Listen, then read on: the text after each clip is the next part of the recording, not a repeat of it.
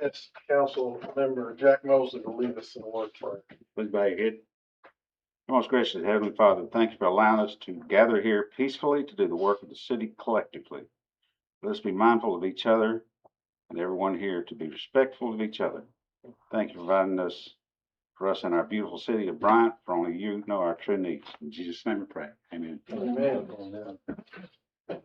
Pledge allegiance to the flag of the United States of America and to the republic for which it stands, one nation, under God, indivisible, with liberty and justice for all. Thank you. May be seated.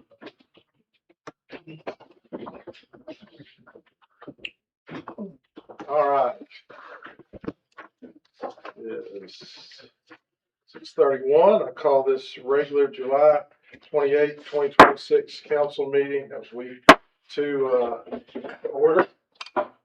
Roll call. We want to wait just a minute.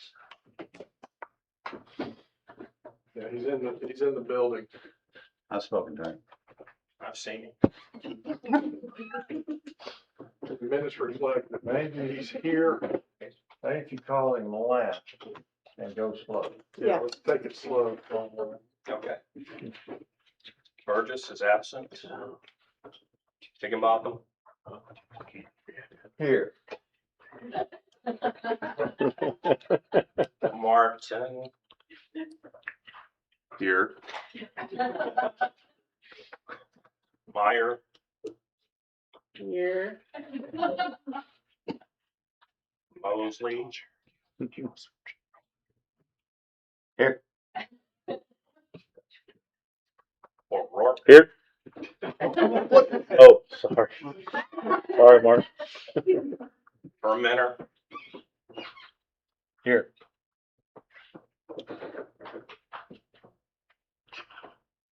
No, that's not him. There he is. Now. Rodell. Sir. Just say Here. Here. Thank you. Outstanding. Thanks, everybody. All right. First item on the agenda is the approval of minutes from our June 30th meeting. Any questions about that? Motion to approve. I got a motion to approve. Second. Second, all in favor? Aye. Any opposed? All right, motion passes. All right, animal control. All right, Trish, Power. Show us the puppies. Hello. If anybody would like a puppy, I can make you an amazing anybody. So it's been a while since I've done an update for the council. So since we're just into the third quarter, thought I would come by and share some news. So first thing I want to talk to you about is, summertime's a real busy time at the shelter. It doesn't matter if it's us or any other shelter across the nation. It is busy, and it's definitely been that for us this year. We've had highs and lows. There's been triumphs and fears, but the good thing is that we have almost completely filled all of our vacancies. Unfortunately, we did lose someone to Bend Animal Services recently, but that's their gain and our loss. But we've got a really good cohesive team right now. I'm very proud of the work that they've been doing, even when it's gotten tough. So I wanted to share with you some of our accomplishments, and some of these you may recognize from the budget book. So first thing is you've probably all seen out and about, is our adoption trailer we bought with the Amendment 78 loan that we got a couple of years ago. That finally got delivered the first of the year. Went to North Carolina and picked it up, drove it home in the snow. But it was put into service in March, and so far we have not gone at a single event where at least one animal has not been adopted out of the trailer. So I call that a success. In fact, its first outing, everybody got adopted. We came back with a completely empty trailer, so it was fantastic. So thank you for approving that, because that has made a tremendous difference. We've been able to reach people that didn't even know we had animal control. So it's an amazing service, and so you'll see it a lot more. We reviewed and updated some of our internal protocols. That was one of our goals for this year, so that's already been done. We also achieved no post-act for the second year in a row. So that's great for our team. We also increased and improved our trap, neuter, return community cat program. That's been going really well, so we're really proud of that. We're now, save rate for cats is consistently 99, 100%, which is phenomenal. We're also developing new partnerships with Central Arkansas community cats. So that's another big step in the right direction. If we can't return that animal to where it was picked up, and we've had that happen a few times, where it's just not a safe environment for that cat to be returned to, we've been working with them with their barn cat program, and we've been able to move some of those less than friendly kitties into a working situation. So now they're a barn cat and help them keep mice and rats down for those farmers out there. I also had the privilege of serving on the temporary animal control committee for Saline County. We drafted a proposed ordinance for the county addressing some of their deficiencies, and that has been presented to the quorum court. It's already completed its first reading, and so next month you'll see it pop up again. But so far, everyone seems to be very pleased with what we come up with. All right, so these are just some numbers from the first quarter, and I've also compared those to 2025. As you can see, our incident numbers have increased by about 100. And then our special detail and events have gone down just a little bit. Part of that was earlier in the year, we had that staff shortage, so we just weren't able to free up as many people to go out to those events. But we're now back up to almost full staff, and you'll start seeing us out and about a lot more. Follow-ups increased. Our admin numbers went down just a little bit. That usually happens when our officers are tied up with events. Then those other incidents that are not directly related to incidents, those automatically drop down. Citations were decreased quite a bit.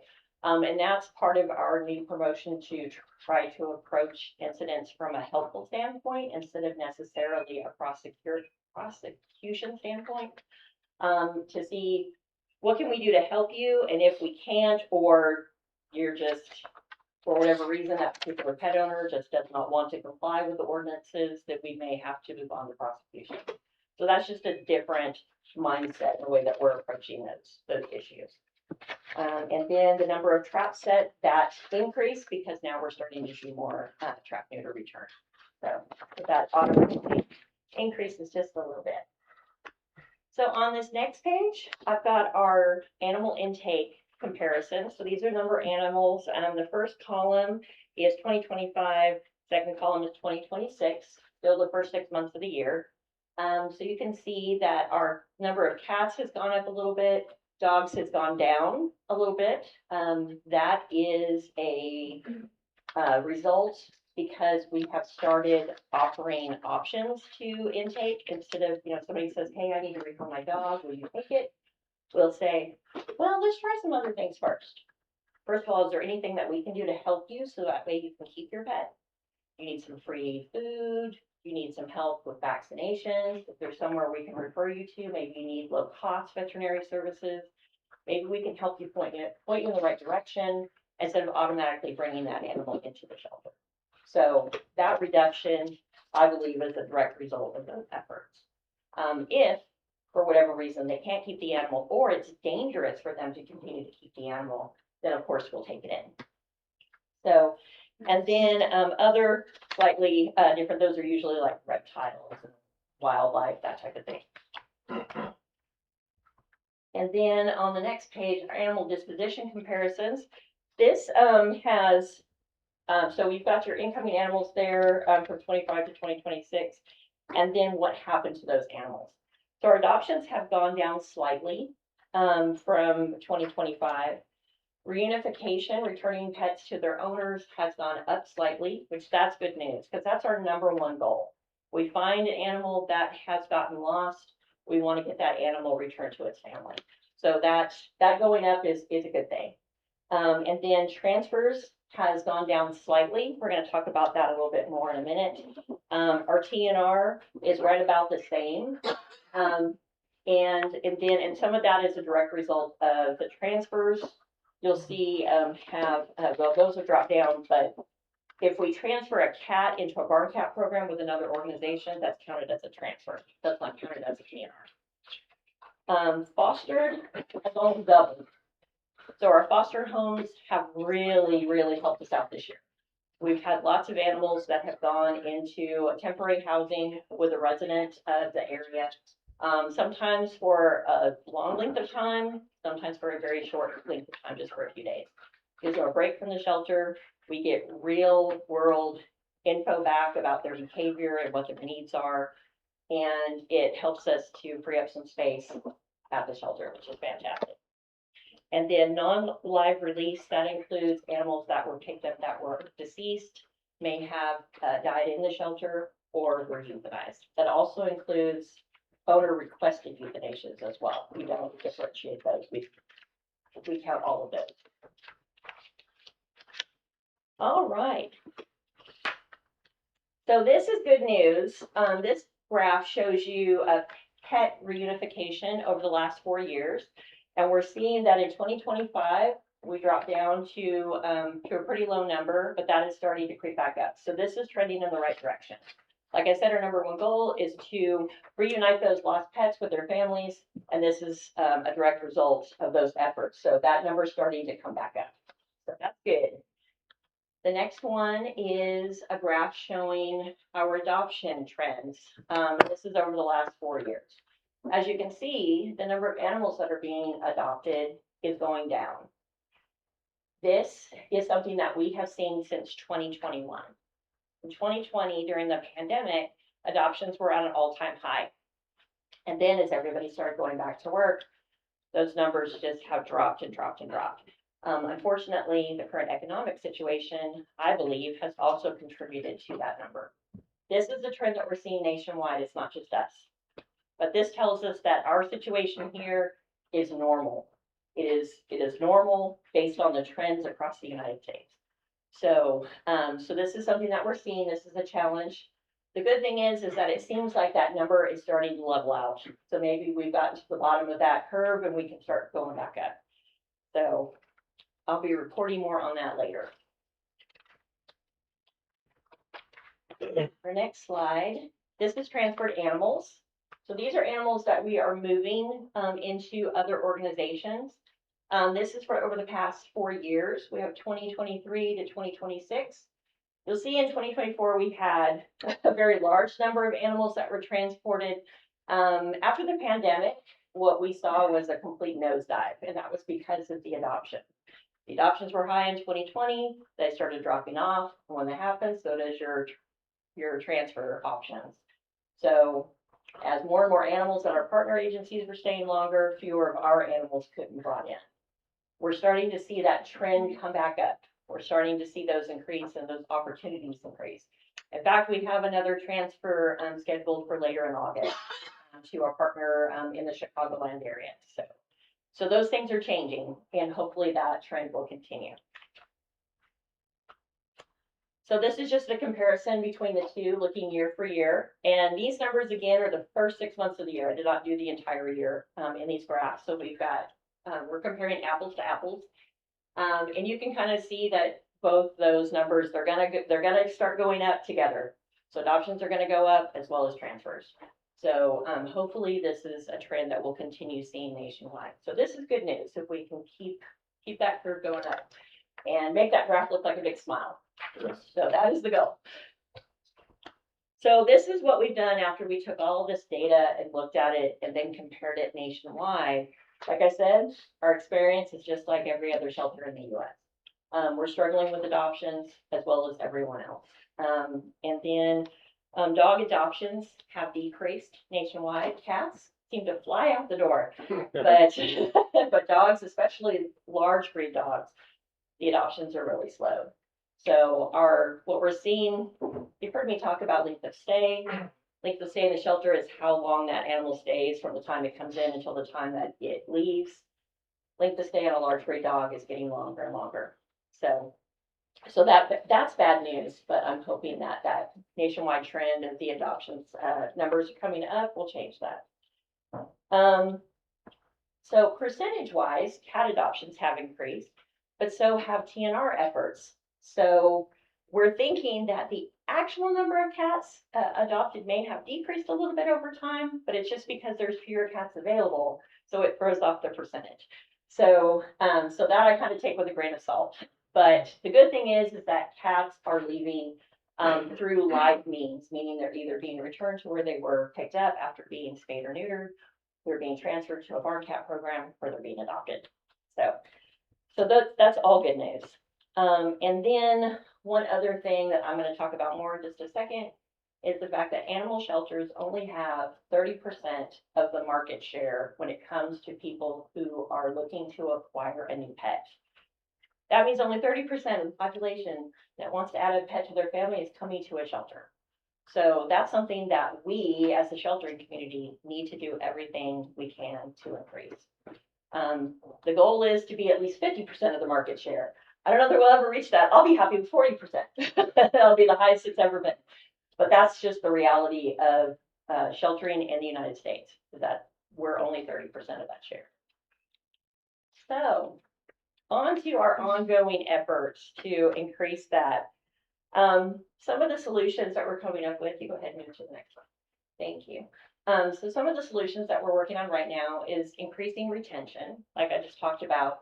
When we go into budgeting next year, we're going to be talking about ways that we can help people retain their pets instead of having to give them up to the shelter. We're looking at some different programs to see what we can do as a department to help keep those pets in their families. We're also looking at increasing local adoptions because we can't necessarily rely on those out-of-state transfers. So we want to just increase those local adoption events, working with businesses and other community organizations to get that adoption trailer out there. And then in the shelter, through some clever marketing campaigns and excellent customer service, we've made some internal changes to try to make adopting a pet from us and to make people think, oh, I want to go to Bryant to adopt a pet. Not necessarily being in competition with the other shelters, but I definitely want them to at least to try us out and see. So that's something we've been working on a lot to increase our customer service. So that way, when you come in to adopt a pet, it's an easy process. It works very quickly, or whatever pace that you would like it to work at. And that when you leave, you feel really good and prepared for life with that pet for the next 10 to 15 years. And then because we are a member of CART, which is the Coalition for Animal Rescue Transporters, you've heard me talk about that before. We have been in contact with so many out-of-state partners. It has really extended our reach, and we're hoping this trend will continue, or we'll be able to increase those transfers.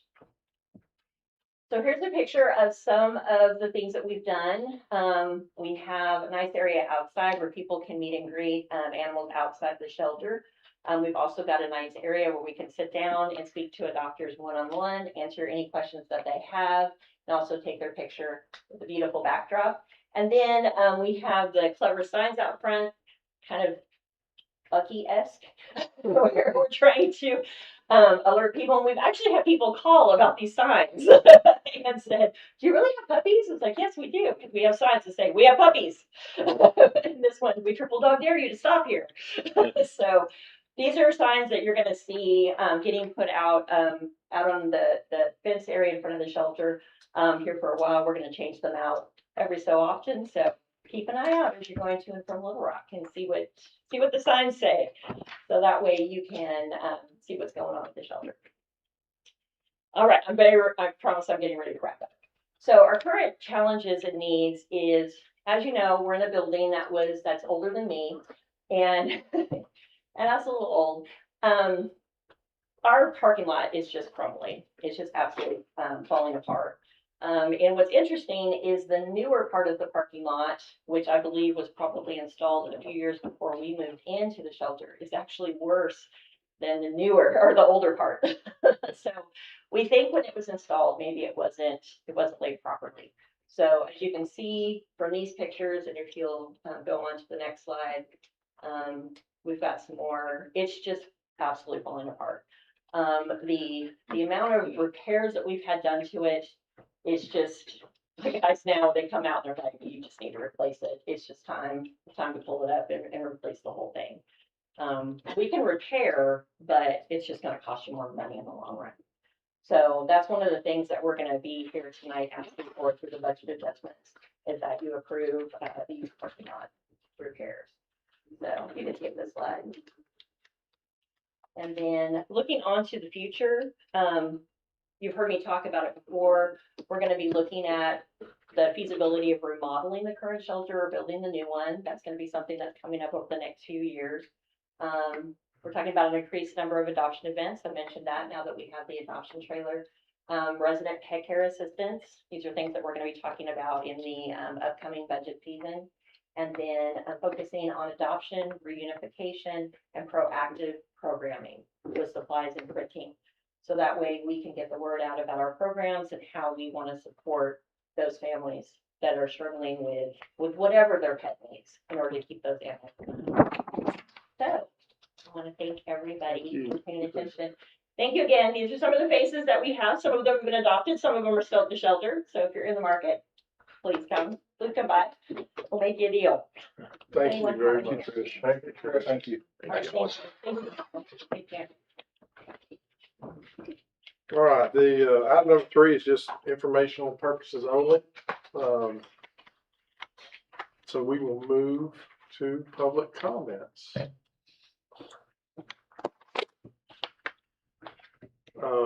When you come forward, just tell us your name, sign in, name and address, and you've got 3 minutes. Anybody want to go first?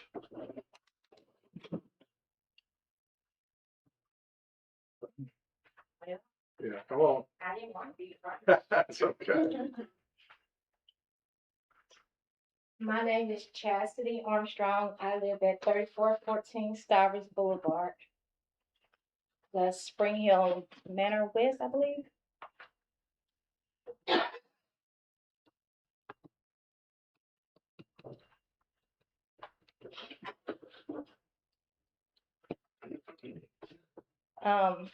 I just wanted to put us on the map, just in case. I know that we are trying to get a grant that can help us potentially.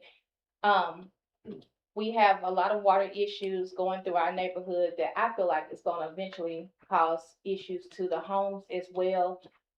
The mosquitoes are bad too. I volunteer to drive a truck if y'all get me one. I can drive stick shift. But I've spoken with Mayor Tree, Mr. Jack, Troy, and Tim, and Melanie. I believe it was Melanie. And I just want to make sure that we're being addressed eventually about this issue. Even our street, when you come around the curve to where we have a natural spring because we're off of Spring Hill, but this water is taking the asphalt and it's putting it in my yard as well. Like when I'm mowing, I'm hitting asphalt. So I just want to kind of get our area addressed because we have kids that ride bikes and stuff. And I'm the neighborhood auntie. I'm always hollering at the kids to get off their bike when a car is coming. But the side of the road sometimes ain't safe, you know. And so I just wanted to see if we can get all those things addressed, coming in and repaving, but maybe a culvert. I ain't asking for anything fancy like the other neighborhood beside, I can't remember the other neighborhood right across the street from us, but just something that allow the water to keep flowing where it's trying to go. I heard that there was water, a pond or something back in the days before these houses were built there. Water will return, and I'm just kind of asking for help to, push it on to the hurricanes or whatever, Push it on the bed. Yeah, and that's all. Yeah, I don't care about once it leaves that little curve, I don't care. Yeah, understood. So they won't let me fish over there anyway. So, Right. Right. but that's all. Thank you. Thank you.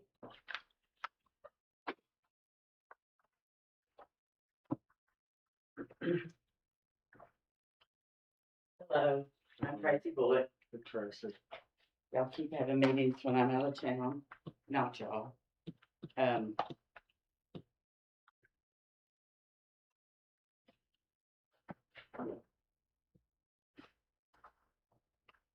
So this is about, I think it's item number 11, the removing of the Midtown ordinance. And I sent everybody an email yesterday, so this is just a summary of that. I would like to thank Colton and Ethan and the planning commission. They've been very patient with my husband. They've worked very nicely with him and they've been very patient. I appreciate that. I just have like a couple of comments. Everything y'all said in the planning commission last, not y'all, but them, sounded wonderful and great. I'm just nervous to see that, negotiated settlement still in there. Because the way I see that, that was never signed by the party. Well, we don't have a copy of a signature from the Bryant mayor and such. It was never filed. I'm not sure the mayor had the authority to negotiate that contract. So to me, it's not a viable contract, so it makes me nervous to see it in the ordinance. So I would like to have that removed. And second, I think my husband talked to Colton about this, like, you're gonna remove the overlay, and it would be nice if it said it will be zoned R2. So everything they said in the meeting sounded great, but that's not really what I read in the ordinance. They kind of, so anyway, that's my comments. Thank you. Thank you, Trey.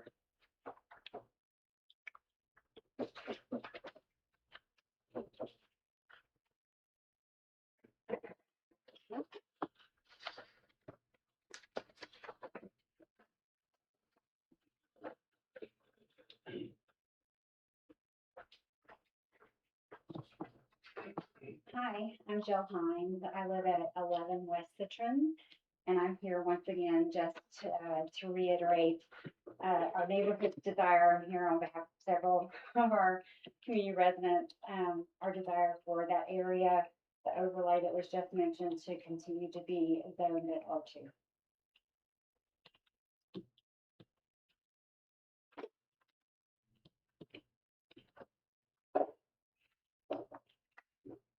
Thank you. Thank you.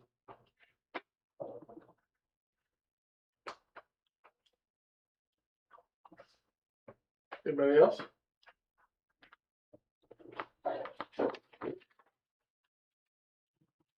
All right. New business. Mr. Mayor, Yes. point of order, I'd like to add an item to the agenda Okay. after item number 8, I believe it is. I'd like to make a motion to add a budget adjustment to the agenda after item 8 for materials related to the water line and sewer lines for the development on Hilltop Road on the agenda. So you want it to be after the ordinance? Would you rather that be in the budget adjustment section? It's a budget adjustment. I thought it needs to go in budget adjustments under Okay. finance So that would be after 8. 6. Oh, I could be wrong. All right, so, all right, we got a second, we got an additional item, it's a budget adjustment. Yes, sir.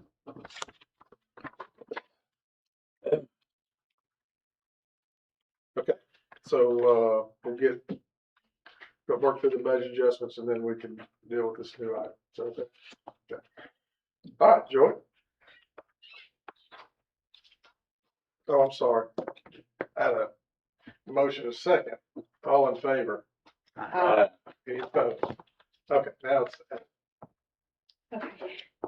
So, well, what happens during the month end close process, I usually send out at least 2 emails to the management group. I send out a draft of my report and any budget adjustments and anything I'm planning to take. And then I continue to work through it and I send out a final. And last month, the things that were uploaded, I was not going to be here and I didn't go back and double check them. They were from my draft email, both of them. So I know that night everybody realized that the budget adjustments were that case, but actually Lisa had emailed me some questions about the report and I noticed that it was both items. So that's why the first one is the approval and the acceptance of the report for May, for the May ending report.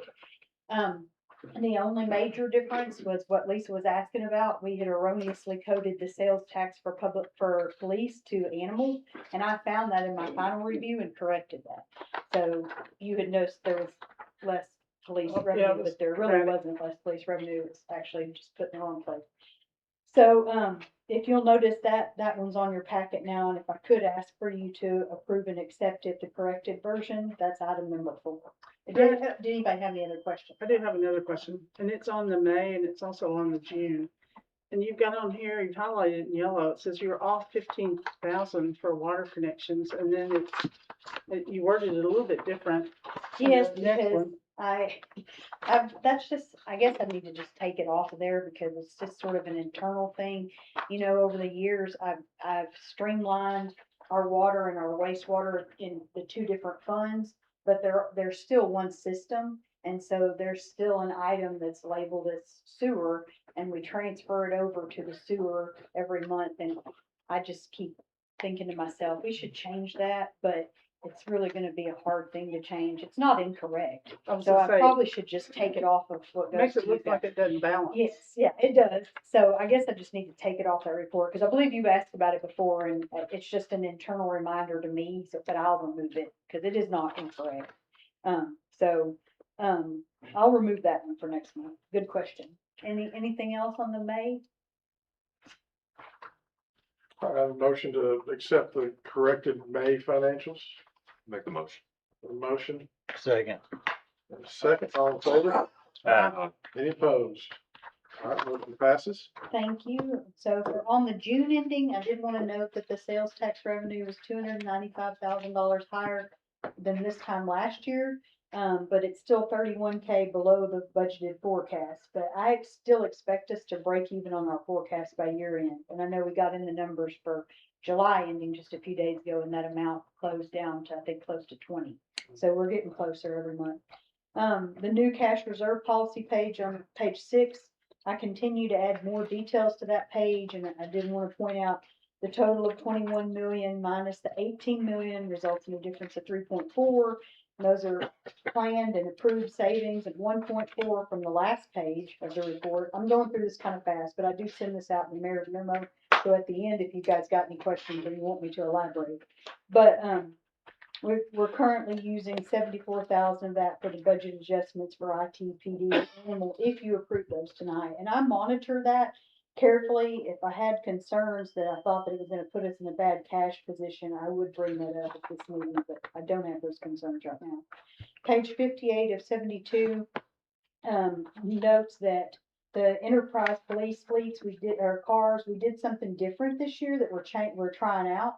We've actually done a purchase order for that entire amount, which encompasses multiple years, because those go over multiple years. So it's gonna make those lines look like they're out of budget, but they're not really out of budget because the outage is over the multiple years. So, but it does allow us to track it better internally. So if anybody has any questions on that, I think that's all I had for the June ending report. Does anybody have any questions on June endings? Motion to accept. Motion, Second. and a second. Jordan. All in favor? Any opposed? All right, motion passes. All right, 6, budget adjustments. So I did want to point out something, there's been a lot of, talk about budget adjustments. I did want to point out a couple of things, changes I've made. So 2 things, several of the budget adjustments that I've brought to you guys in 2026 actually have to do with 2025. And I've had to do more 2025 budget adjustments than usual because, as you guys know, we have new auditors, and that process has taken a little bit of time, which is typical when you have new auditors. They want to see different things. So I didn't want to point that out. The other thing I wanted to point out is that in this particular list, and then going forward, if something's a reclass, I'm gonna just put it first. I usually mention that it's a reclass, but I thought it would help you guys to see how many of these are actually reclasses, because the bulk of them are. So they're not having any final net effect. But the numbers that I use to start next year are this year's numbers for budget. So when we go into the budget season in the end of August and September, the more accurate that our budget is this year, the more accurate we start the budget process for next year. So, some of them, yes, they're probably small dollar amounts, but, I don't police department heads from bringing things that are below what we technically have to do. You know, we just adopt that category, because it's gonna make their numbers more accurate and it's more transparent. So I didn't want to point those things out. And if you guys have any questions about that, or, you know, there are larger cities than ours that they have, de minimis thresholds that they set for things like insurance adjustments. We're not gonna bring you anything below $5,000 on insurance adjustments. It's never been an issue before about bringing too much to you guys, but if you feel like I am and you wanna change that, that's definitely something that we can do. We can meet about it and, like I said, draft up a policy. So I just wanted to kind of point those few things out. Did anybody have any questions about specifics? I also highlighted the ones that weren't reclasses in light blue, so you could see those. Any questions What on is any of these? correcting transfer act? That's me. That is a me thing, and it's the budget, one of the bond accounts, 545. And, I just messed up on the transfer amount. It is highlighted because it doesn't have an offset, but it's a transfer, so it really is not affecting your bottom line on your major funds. It's a bond fund. So, and, so I don't know a better way to explain that, but if, you can't do anything else with that money, I guess, basically, with the way to put it. Bond. Good question. Any other questions on any of those? Or anything to do with the budget? Do you want to adopt this or amend this resolution Let's to just, let's adopt this and then we'll take the new Separate. motion to approve. okay. A motion to approve? Have a second? Second. Second. All in favor? Aye. Any opposed? Motion passes. Okay. The new item number 7. I asked RJ to speak on it. Come on up, RJ. Representative RJ Hawk here with us tonight. Thank you, council. Thank you, Councilmember Meyer, for allowing me to do this. Council, I've been in your shoes as far as budget adjustments are concerned, and I know that every adjustment that goes through, you guys look at with great latitude and how is this going to affect our city. And I want to thank Ms. Bullock actually for her comments during public comment, because this kind of addresses what we're looking at. So this is the final phase of the Midtown project that I represent a developer that lives here in Bryant that has a contract currently on that last phase across Hilltop Road. It's currently, there's a sign if you drive down Hilltop, it says 32 acres for sale right there. And whenever the developer that came to me, he wanted to purchase the property. I told him initially, because of my time on this council, meetings previously with the Bullock family on this, that there were certain things that had to happen to this land in order for you to go through with it. And if you weren't prepared to do that, then we just don't need to have the conversation in the first place. He has done everything that the city has asked, that Ted has asked. We've had multiple meetings to try to keep the integrity of what that land was supposed to be designed for. There have been developers that have come through in the past that want to change it to R1 or do some PUDs over there. He wants to keep it in R2 lots in that subdivision. So, but one thing he's asking though is for a $250,000 budget adjustment to help pay for the pipe that is going to need to be used to relocate the water main. There's a water tower in the very back left corner of the property. And if you look at the handout that I put on your desk, on the second page is an outline of the property. And if you look in the back left corner, there's a water tower that is back there. The water main that comes off of that tower is about 30 years old. It's going to have to get replaced at some point. With this development, that water line is going to have to get moved over about 100 yards roughly, or 100 feet. Okay, 100 feet to the left. So it's not in the main right of way of the street that would be going in right there. The builder has said he's willing to do all the construction.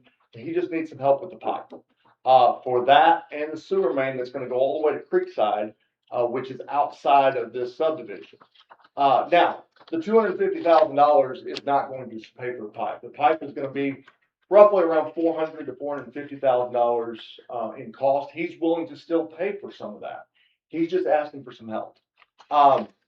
if anybody ever wants to come and try to develop this property for any type of subdivision, these requirements, after talking with Ted and, the planning department and Mayor Tree, they're going to have to do this at some point. This is also going to help our infrastructure cost. And if you look, on that first page, you know, it's a $250,000 budget adjustment. But most of the times when you have a budget adjustment that comes to you, there's no return on investment. It's usually capital improvement items, right? So you're putting in something for parks or a cell phone tower, a radio tower, or something along those lines, right? This is actually going to have return on investment. Because as meters start to get put in into this subdivision, you're looking at about $1,800 a meter. So over the course of the subdivision, that's gonna be $144,000 just in the meters to be installed and the hookup fees that are going on. Property taxes, you're looking at anywhere between $3,000 to $5,000 per lot, in this subdivision. If you want an example of what this subdivision would look like, you can go down North Lake Road, in Bryant, and there's a subdivision called Saratoga, and he's put 30 houses in back there. All these homes are gonna be about $400,000. And he, after talking with him, he wanted to be as transparent with you guys as possible. I put pictures of what the homes would look like. These are not cookie cutter homes. We're talking about custom homes on bigger lots, ranging between $400,000 and $420,000. It's not gonna be one of these things where they're gonna be packing people in, and you oftentimes see maybe rental communities. He has no interest in that. He wants to help grow Bryant and grow it the right way, but he's asking for a little bit of help. And so, with that being said, you know, there's one-time money that the city's gonna get back immediately, and that's off those water meters that we talked about. And then the sales tax that is gonna be generated off the building materials that come in. He buys everything in Saline County, to build these properties. So, he's asking for a $250,000 budget adjustment, and with that, I'll take any questions if you have. You say the initial return on investment will be how long before we? We're looking at about 3 years. recoup that? About three. You're gonna see you're gonna see $144,000 within the first 3 years. Because he's planning on, if we close on this property on July 31st, we're gonna hit, they've already got, construction maps, plats drawn up. Of course, they've got to get things approved through the city and stuff, but he's hoping that he can start construction first of the year. And so we're hoping within, you know, 2 to 3 year time span, you're gonna start seeing that money start being recouped by the city. RJ, do you mind to go through the diagram? So the blue is the new water line, is that Yes, what sir. that's labeling? Yeah, and I apologize for anybody in attendance that I didn't give this to Jordan, but, so the yellow lines are just the property lines of the, and it's a close diagram, but yeah, so that would be the new water line that, is gonna come down and be able to, for hook up for the entire neighborhood. Right now, that water line, that's where it's existing right now. It's a straight shot. We are going to have to move that over to the edge. It's basically gonna be in the backyards of the homes that are gonna be on this side right here. Because after speaking with Ted and Public Works, because it is a main water line to the water tower, you don't want it in your right of way, right along the road, right? So, if there's a water pipe burst, it may tear up a lot of roads, cause a lot of damage in the long run. So the thought process was you move that to the backyard and run that through the backyard so that, it's gonna have easy, you're gonna be able to get to it, access it wise. If you have to repair things, you're repairing sod rather than concrete. RJ, from the time he breaks dirt to completion of the 80th home, like how long is that time frame? I mean, that's hard, you know, you got weather and things like Right. that, but I mean, I'm sure he's got broken down ideally phases. within 5 years, they're all done. The Saratoga neighborhood, I've been a part of it now for almost 2 years, and, he's done all that in about a 3.5 year time span. That's 30 homes, right? That was starting to yeah. And he's not gonna build every single one of them, but they're all gonna have a bill of assurance and you're gonna have to stay to the R2 code and everything like that for the neighborhood. So there's not like you're gonna sell these things off and somebody can rezone a lot. There's gonna be a POA in the neighborhood, so there's gonna be, and part of what I didn't mention, previously that was discussed, anybody that bought this land you have to get 4 acres to the city for green space or a park, things like that. He's doing that as well. He's holding true to all those things. He wants to grow with Bryant just like anything else. He wants to help build Bryant. He's just asking for just a little bit of help to get that done. RJ, let me try to represent the Hawk. You can call me RJ. That's Okay, fine. I got other names, but, Yeah. does the infrastructure have to adhere to city code specs Yes, when sir. it's installed? Yes, sir. So the city's installing the pipe? The city's providing the pipe. I'm just asking, Ted. Yeah, so the city, I already know the answer.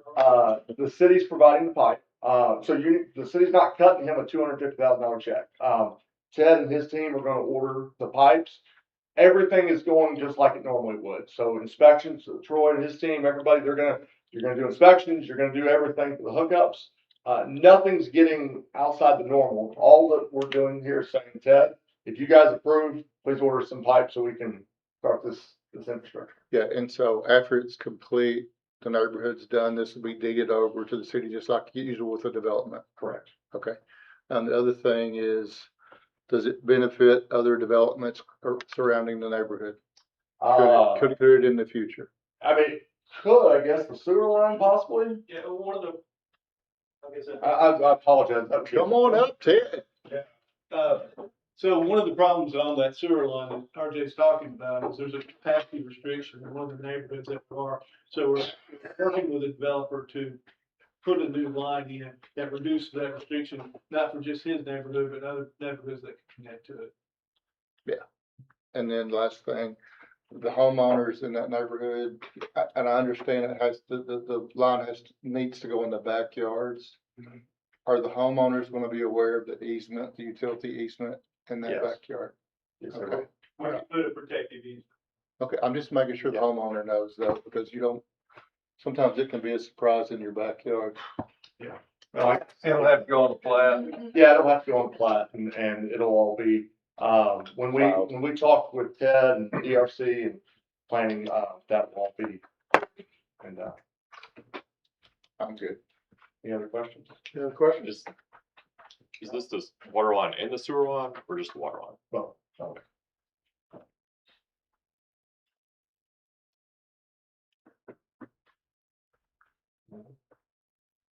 I would appreciate a good vote. Motion, motion to approve? Mayor, can I add something? Yes. I would ask that if you do approve this, that you make exceptional circumstances. Representative Hawk gave you reasons why this would be good. I would ask that you adopt those for the record or make your own, so that for future, if other developers come, there's gonna be a reason why you're doing it for this development and maybe not for other developments. Thank you.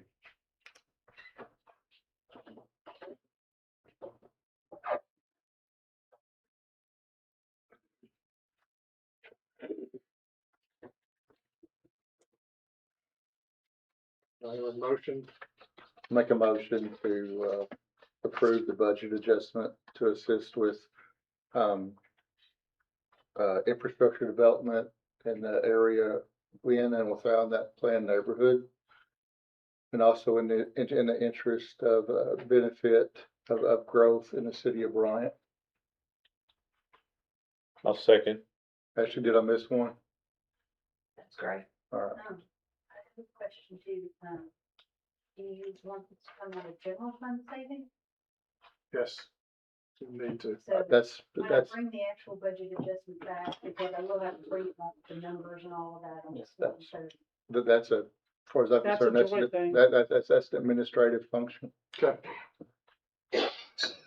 Motion, second discussion. And I'm gonna abstain from voting because this impacts my property. Okay. I will also have to abstain as the developer is a client of the real estate brokers that I'm employed by. Okay.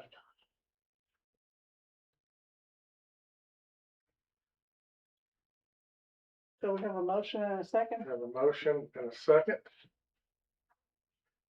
All in favor? Aye. We're probably going to have to call for a voice vote, Mayor. Yeah, voice vote.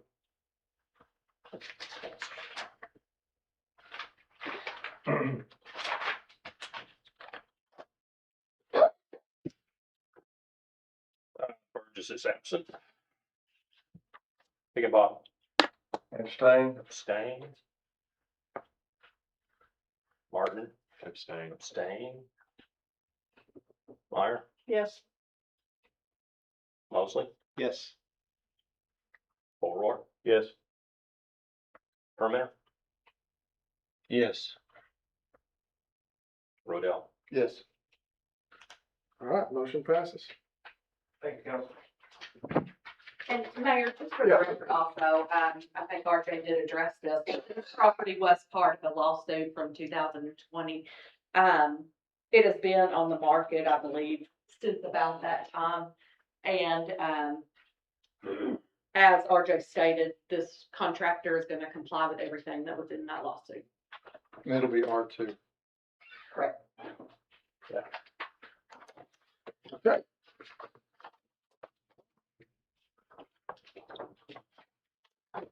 The last two items are regular business to bring back the millage rates. The first one's for the, personal property, and the second one's for the real property, leaving them at the current 3.2 that they've been at for the past couple of years. And I asked that these are on for first, second, and third reading, so July, August, and September, because then in September you have to adopt and send them to the council. So we're just we'll do first reading tonight, Yes, just first reading. and this is not an increase. Any questions on these two items? I make the motion to suspend the rules, read by first reading by title only. All right, so we have a motion, suspend the Second. rules, read the first reading by title only. Second. Second. Sorry, all in favor? Any opposed? All right, ordinance 2026-09, an ordinance levying a tax on all personal property in the city of Bryant, Saline County, Arkansas, for the purpose as provided by law. All right, is that first reading?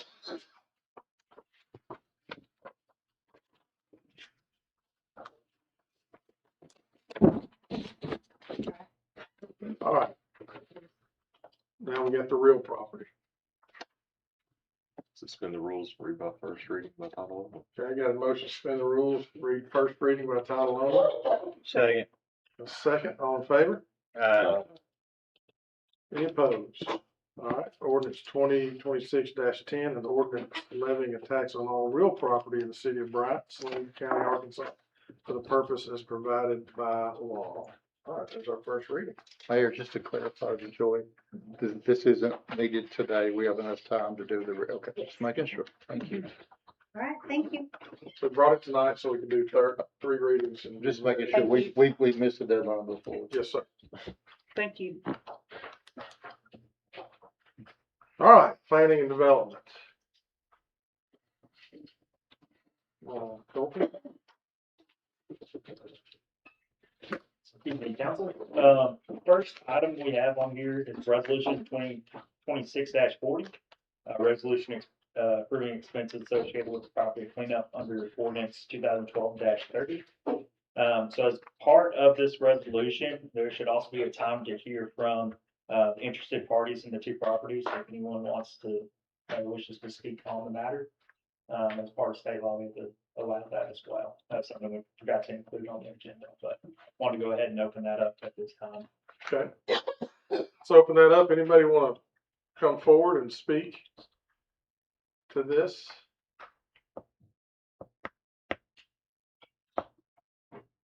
Okay, I don't think anybody's coming up.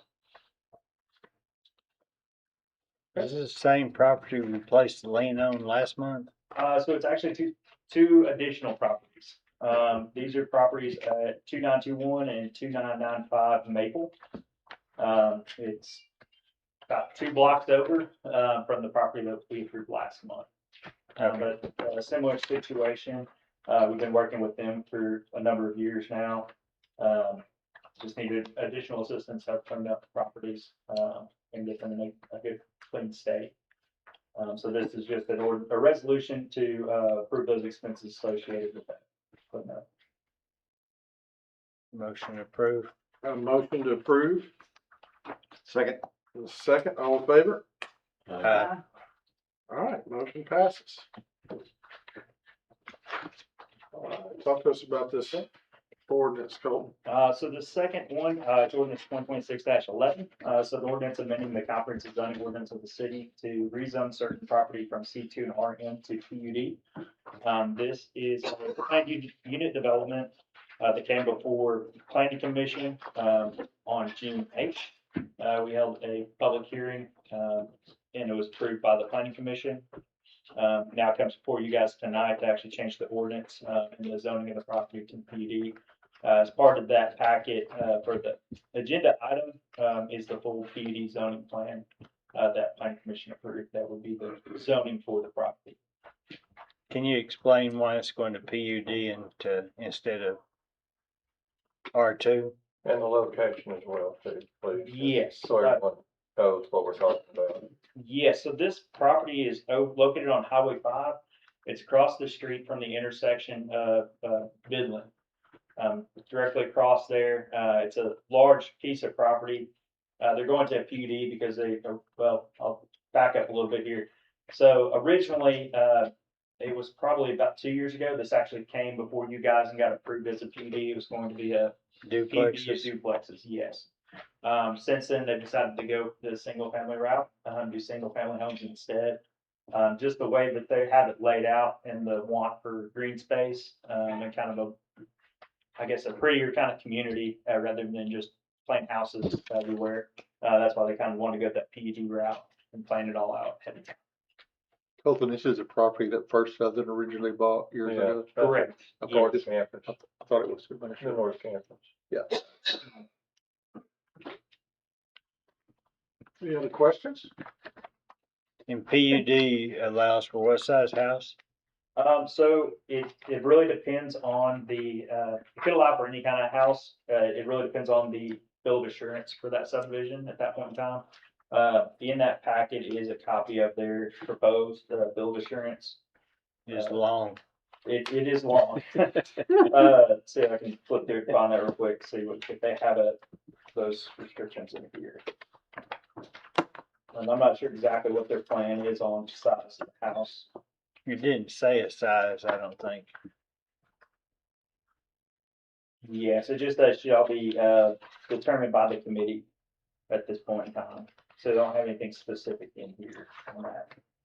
So they've already had all their engineering studies and everything. It looks like you've got 2 wet ponds here, detention Yes. ponds, because this property already throws water onto their neighbors.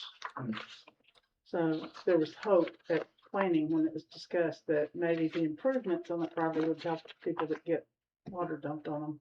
Yes, so this, just as the idea or the actual zoning of the plan, they'll have to come back in for the preliminary plat for the subdivision. Mm-hmm. And once that comes through, then they'll actually come back in with the final zoning plan, which acts as the final plat as well. So we'll still have to go through and review all the engineering calculations for all the stormwater basins, for the entire development and everything. Cool. We'll dig into the details on it. If I'm remembering right, when they came the first time through planning, there was some residents that were concerned about fencing and things of that nature. Will all that be addressed again during that? Yes, yeah, Okay. we'll address that at that time. Okay. But it'll be residential on residential, so there's not a requirement for fencing and tree buffers. Okay. I think if I remember correctly, a couple of those people that were concerned, it was about the existing commercial property up to the south. Is that what it was? Okay, the storage units. Okay. All right. Good questions. Any others? I'm gonna entertain a motion. You need first, second, third, Whichever you guys want to do. That'd be helpful. motion to suspend the rules and approve with first, second, and third reading by title only. Motion, Second. second, all in favor? Uh, Any opposed? All right, this is a ordinance 2026-11, an ordinance amending the comprehensive zoning ordinance of the city of Bryant to rezone certain property from C2 and RM to PUD. And we need a motion to adopt. Second. Got a second? Roll call vote, please. Who was the second? Jordan. Just take the other ball to go. Pickleball. Which one? Oh, yeah. Wow, that was hurtful. Burgess is absent. Higginbotham. Yes. Meyer. Yes. O'Rourke. Yes. Permitter. No. Rotel. Yes. Mosley. Yes. Martin. Yes. All right, motion passes.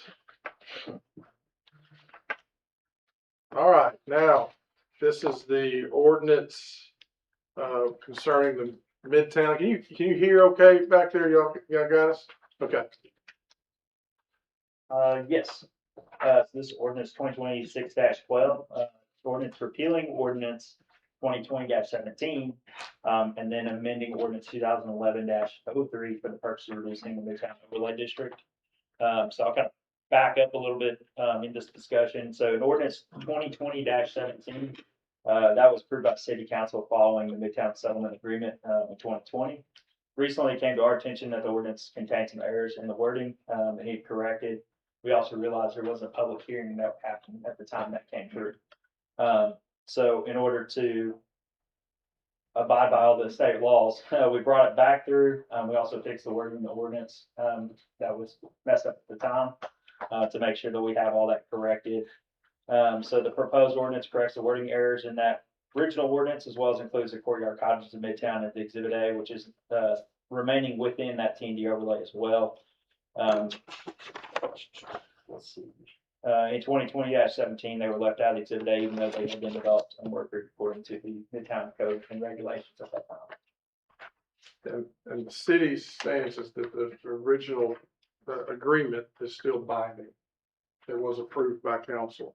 I don't know if Ashley, you want to speak to that? Correct. The settlement agreement in 2020, stated that the city would rezone, should have stated that the city will go through the process of rezoning. So it's my understanding that council's intent at that time was to rezone this to R2, which is what this new ordinance is doing. But there was never a public hearing, which is required by state law. So Colton has been looking into this and got with me, and it was determined that we needed to abide by state law and do that public hearing. And that was held at last month's planning commission. The public hearing was, and I believe it was a great public hearing. A lot of information was gathered. Planning commission ultimately recommended that it come to council to be passed. No, add to that. So before Midtown came to be, that area was all annexed into the city as R2. So once it became Midtown, Midtown overlay was established, it became that Midtown zoning. Now with it removed, it really just reverts back to the R2 zoning, which was the original zoning for that area. Can we specify that in this new ordinance, just for clarity, since if we had clarity, we wouldn't be here today. Yeah. If what they did in 2020 was clear and concise, we wouldn't be in the pickle we're in. We tried. Yes, what we can do is, I mean, I think it should be as transparent as possible. yes, if council wants to make a motion to amend and to add a section that this will be rezoned back to the original zoning of R2, or revert back to original zoning of R2. I think that would give people peace of mind that are property owners. And I think there's been some concern over the settlement agreement also. It states that certain parts will be R1, I think it's 10 acres. Again, it should have stated that the city will go through the process of rezoning that to R1. So they will have to come back, go through the public hearing process again, go through planning commission, come back to you if they want that ever rezoned back to, or rezoned to R1. So once we add this clause, I've been doing different stuff today. This section that it will be R2. It makes everything R2. But just a blanket for that whole planning area. Yes. For And everything if that's been taken out of the T&D overlay. correct. It reverts it to the R2 zoning. Then in the future, if anything additional ever wanted to happen, if the developer, someone comes in and wants to try to rezone it, just like with any property, they'd have to go through the full rezoning process, public hearings, notifications, and whole So, nine And yards. that's exactly what it was stated at planning commission, just Absolutely. how Colton said. So I think for clarity, because we might not be here next time we revisit this, somebody, we just need it written down so people, huh? We're not gonna go there, we're not gonna talk about that. But so Ashley, what do you recommend as the wording, madam? If council will make a motion to add, a clause in the ordinance stating that, the property will revert back to its original zoning of R2. And there's all the property description already in the ordinance. That's my motion, ma'am. yeah, I think that sounded pretty good. All the property. Yes, sir. All right. Yes, sir. Yes. Can we say all the property? Yes, So- everything that's being taken out of the overlay, yes. Second, all in favor of the amendment? Any opposed? All right, so, question, Ashley. The settlement agreement, the city agreed that these different R1, what were the different, what was the breakdown called? I believe it's 10 acres would be, 10 acres of this big section would be R1. It was never specified exactly what acreage where Right. would be. So the that would have- expectation is that the property owners, developer's gonna come back to us as they go through the process and ask that this be rezoned according to the settlement agreement. So, Yes, the original agreement said 10 acres of R1, 15 acres of R1S, and the remainder being R2. I just wanted you to be aware of that. When they come back through the process, there's this original settlement agreement it is different than somebody coming just to rezone and there not have been, usually there's not a settlement agreement with the city beforehand. Yeah. To rezone those things, so that is a binding settlement agreement. I just want you to know that when they come back. Yeah, but Mayor, was that, I'm sorry, Oh, you go ahead. Mayor, was that zone plotted out, which would be R1 and R2? It has not been. No, and so that was what planning commission said, that it would have to come back and go through the zoning process. If not, you disenfranchise the neighbors, not That's right. knowing, you don't give That's them right. a voice, you're taking away their voice. So it'll go through, I guess my point is, it will go through all the proper process. But the city agreed to those. So when that comes through, it is a little different than other rezonings. Does that make sense? It does, but it could, well, What I'll was, just stop yeah, talking. what was told to me was they came up with those numbers based on what fit the original T and D. But they didn't earmark, this piece of land is this and this piece of land is that. That's It's just- correct. Yes. That's been recorded. Settlement agreement? Settlement agreement has been, And if contract zone, is that legal in the state of Arkansas? the landowner. Scott, come on.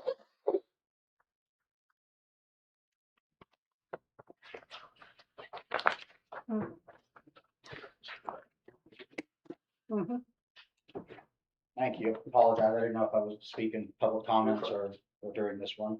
Tell us your name and Sorry, Scott Hurley. We're redeveloping Midtown Bryant, subdivision and then working on the land north and south of Hilltop Road. We've been doing that for the last 4 or 5 years. Hopefully, we've been additive to the community. We've built nice houses. They've sold well. We're continuing to do that. And we've tried to do everything right. This has been difficult on a lot of people, and we're trying to navigate the hurdles and just choose, what is right and what is binding. And so from our perspective, the only thing I ask is that we've made a lot of financial decisions based off the mediation agreement in question. And I'm choosing to put faith in the city that they're saying, Scott, something wasn't done right. You need to give us some time. We need to work through it. We need to do it the right way. And then you can rely on the document that you have. You're gonna have to come back before us. I agree that, you know, the R1S, the locations of all that have not been laid out. That's obviously something we'll need to do. We gotta work through those details. So I'm putting faith in the city that, you know, we have something we can rely on because we've made a lot of financial decisions based off that. The only thing in question for me tonight, because we will choose to be okay with that and come back before you and hopefully bring something that is good for us as well as the city, is that the Exhibit A on this ordinance, does not match the Exhibit A that was drawn up in that mediation agreement. There's about 5 acres here that we agreed would remain within the T&D overlay district. And so we're fine taking out the land north of Hilltop. Now that's 30-something acres left. There's, you know, almost 52 acres south of Hilltop. But my request is just, can the Exhibit A be amended? You know, this was drafted by Hope Engineers. Be real easy to get the dimensions and just change that outline of this, sorry, this little 4 acres or 5 Next acres, to the whatever it is. pavilion, I'm sorry. is that next to the pavilion? It's behind the retail. The pavilion would be in here. The main entrance is here. And the retail center that's empty is right in here. Mhm. So it's just this land up above it. Like I said, I don't know if it's 4 or 5 acres, but, you know, we talked about clarity and that's just my Yeah, only yeah. request. Is Yeah, make that it clear. exhibit match this, and I'll have to rely on all the other stuff after the procedure's done. Is that the northern piece? Yeah. Are you talking about this? Okay, yeah, that can be fixed. We thought that was completely out. Now, they just said everything in black there. It's gonna remain with it. Okay. I'm sorry, somebody asked me a question. That was a mistake on making the map. That will be amended. I don't believe the actual ordinance states that part of the land, right? The ordinance only states what's being taken out, and it does not include that. It says what is remaining. What is remaining? Okay. So the exhibit A would remain within the Midtown overlay. So this exhibit A would need to be amended to include that. Mayor, do we need to table this until next month? It sounds like there's a whole bunch of moving parts. Mhm. And it sounds like some discussions need to be undertaken before we do the Yeah, vote. we'll add your amendment to the ordinance and we'll get the map right and bring it back to you. Do you agree, sir? Yes, sir.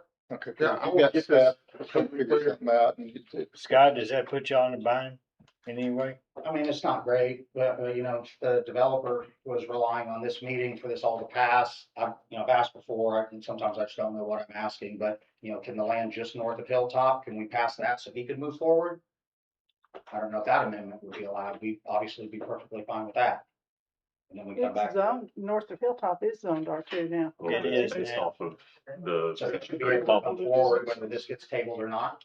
Yes. Such a Because mess. I thought it was his, development proposal which raised this question, and so he was told to pause. But you think he can come forward with his and have it be approved as R2 lots fit? If council would like to table it till the end of the meeting, I believe Colton can get it fixed. Get Okay. this, but it's not the wording in the ordinance, it's just the action map that needs to be fixed. Okay. Council would. I withdraw my motion. All right, we'll table this, come back to it. Thank you, Scott, for clarifying that. But one more piece of clarification. Ashley, this, settlement document has been filed, it's legally binding, and it's what's been guiding us through this to make sure we get it right according to the settlement agreement. The settlement agreement was due to mediation, where all parties of the lawsuit were involved in the mediation. Settlement agreement came out of mediation. Mediation and settlement agreements are not filed with the court. What actually happened, all parties came to an agreement, and then the lawsuit was dismissed because this agreement was made.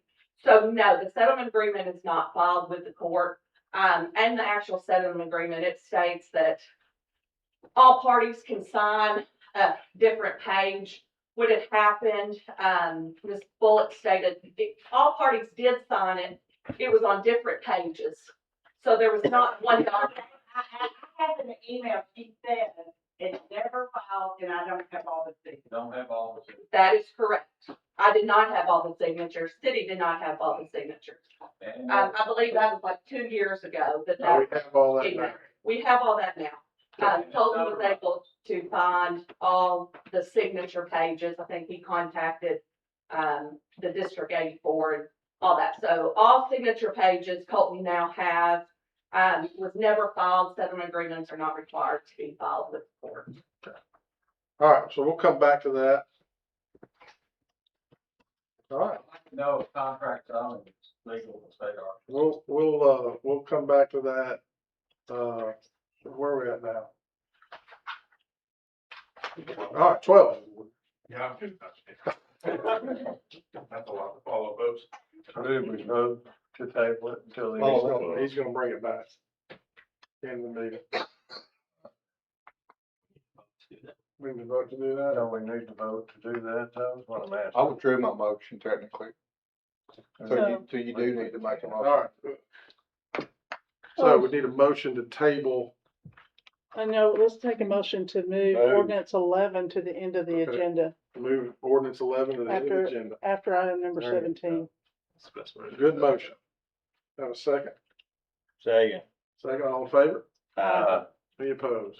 All right, thank you, Councilman. Go ahead. Thank you, Council. Obviously Rebecca's not here, so this is under grant, so I'm not as good at grants as she is. If you ask a whole lot of different questions about it, you can give her answers, she's gonna give it. Just a resolution expressing the willingness of the city of Bryant to apply and participate in the Department of Justice cops hiring program. It's the same one that we applied for last year, and that's at least one other time. It's a matching grant for the city committing the funds to match, and just gives us, doesn't mean we're gonna get it. It just allows us to proceed with allowing the mayor to sign it, so we can. how much it What's applies the for? matching? What's the matching amount? The thing here. Don't have to do it all. Come on, chief. So you're looking at 4 officers over the time period. It's about $500,000 from the feds, and it'd be about a little under $500,000 from the city.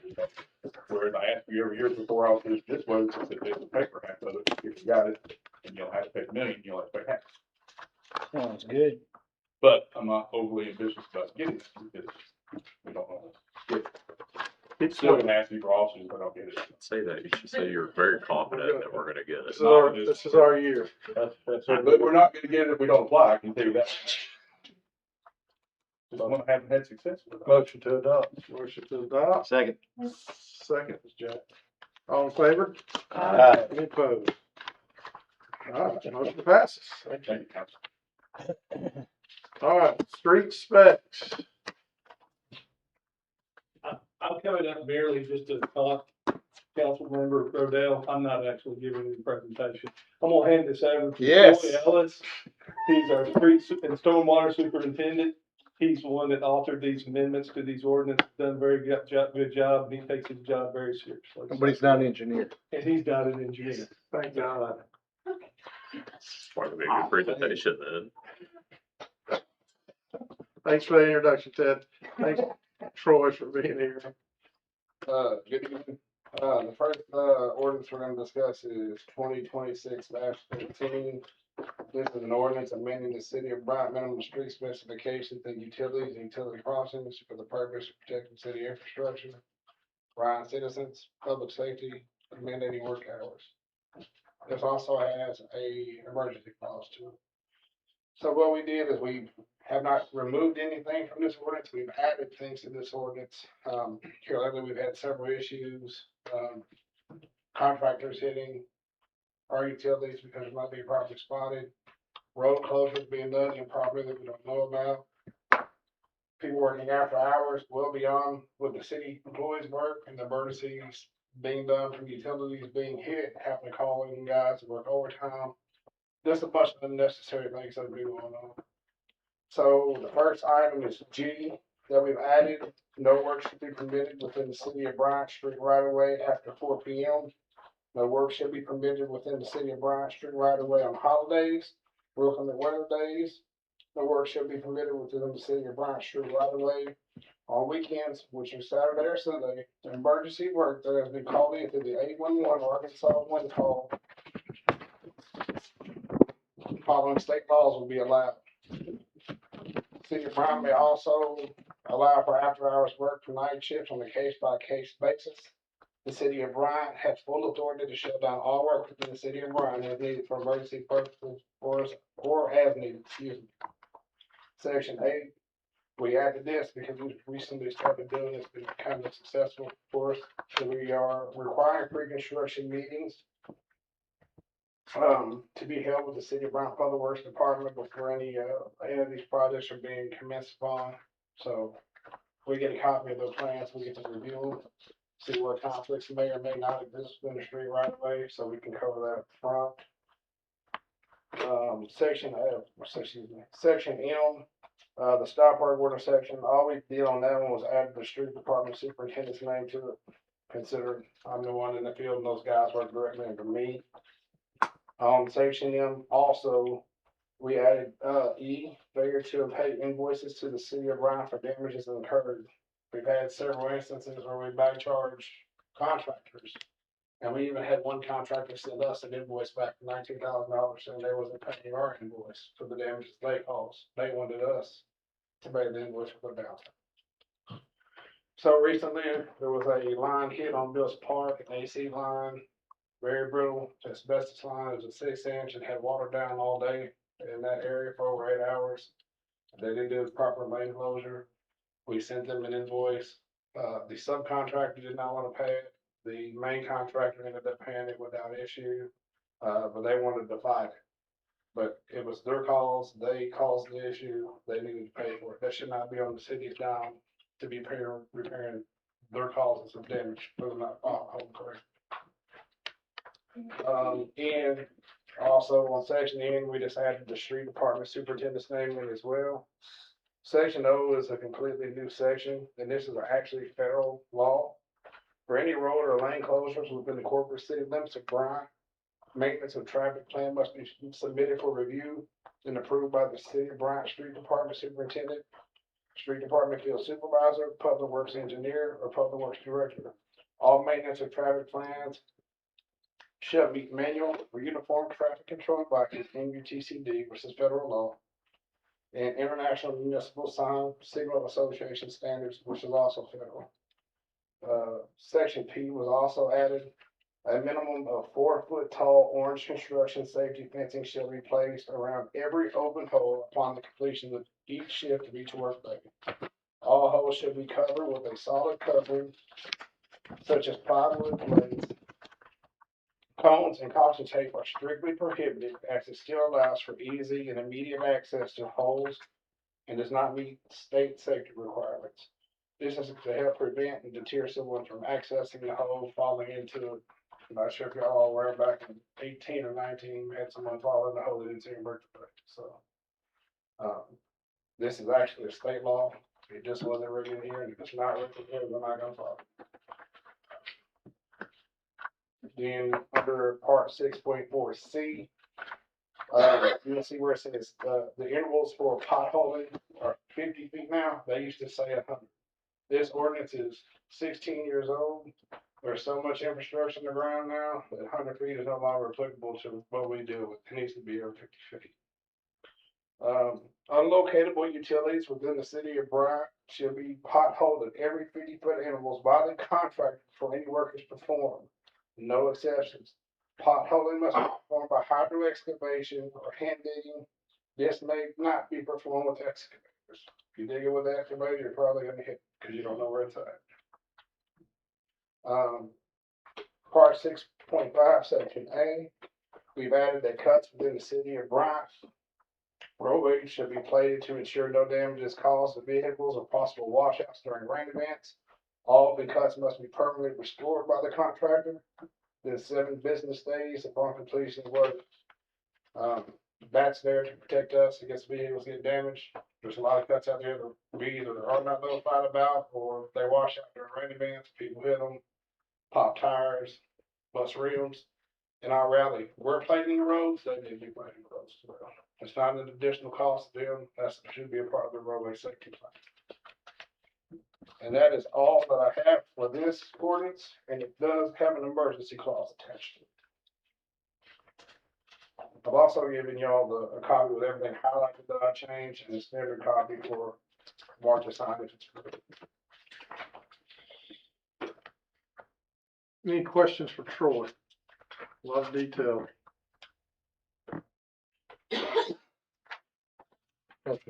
Oh, do we do the readings or do we Yeah, do it the needs to be read. motion to, put on first, second, and third reading by title only? I give a motion, suspend the rules, read first, second, third reading by title only. A second? I'll second it. A second. All in favor? Any opposed?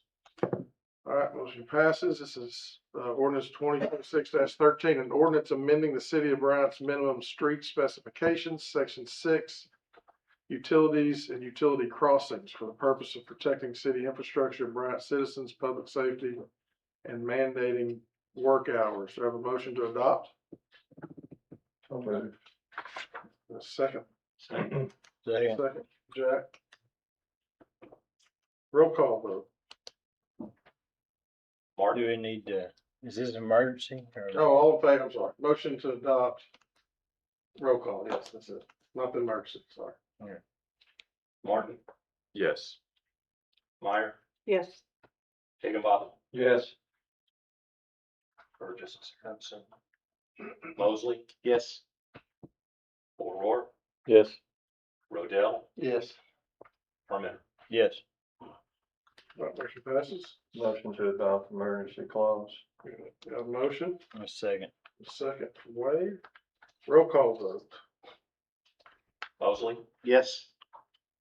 Burgess is absent. Martin, Yes. Meyer, Yes.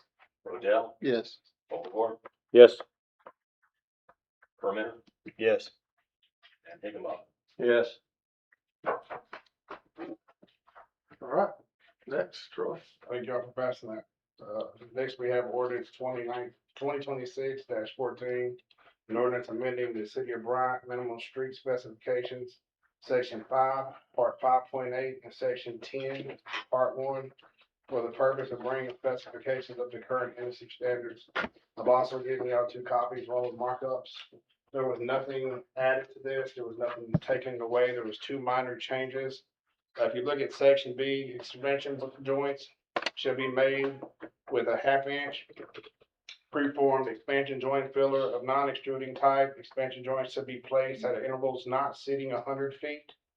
Intersection radii, driveways, stationary structures, and sidewalks. The original ordinance had this at 195 feet, which is entirely too low. You should never have expansion joints at 195 feet. This is no cost extra to the developer. All it is an additional saw cut, and actually have to do more of them. It prolongs our infrastructure and keeps us from having a bunch of movement and road traffic. Second section, same situation. All we're doing here is moving contraction joints from 20 feet down to 15 feet. It meets the current industry standards. If this does not include any kind of additional cost to developers, it's just something to help prolong our infrastructure and to meet the current standard. That is for the curb and gutter portion. Then if you go to section 10 on the next page, 10.1E, we have added this because if you look, excuse me, there's a section on here that says that sidewalks cannot section F, sidewalks should not be placed upon grassy or organic materials. That means natural grass or natural grass or soil areas. So we've added section I, sidewalk subgrade should contain a minimum of 4 inches of class 7 SB2 aggregate. We require this under roadways, entrances, any kind of concrete infrastructure, anything of that. This is industry standard. They already do it now, but we want it in writing again. This is another issue where the ordinance is so outdated, this needs to be brought up. Now, this could be some additional cost to the contractor, but it will be very minimal, considering that a ton of class 7 is $15.50, so it's not gonna be significant cost, but it's well needed to keep I know y'all see the sidewalks making A shapes around the city that we'd be currently fixing. This will help with that. This does not have an emergency clause to it, and that is all for this ordinance.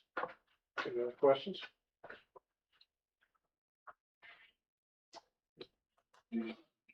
Make a motion to suspend the rules. Approve first, second, and third reading by title only. All right, a motion. Second, Second. Jack, second. All in favor? Motion passes. This is ordinance 2026-14, an ordinance amending the city of Bryant minimum street specifications, section 5, part 5.8, and section 10, part 1, for the purpose of bringing specifications up to current industry standard. We have a motion to adopt. So moved. All right, got a motion? Second. Butch, second. All right, roll call vote. Can I ask a question? When was the last time? When was this ordinance last updated? We've done that one section of utility crossings. I did it 2 years ago.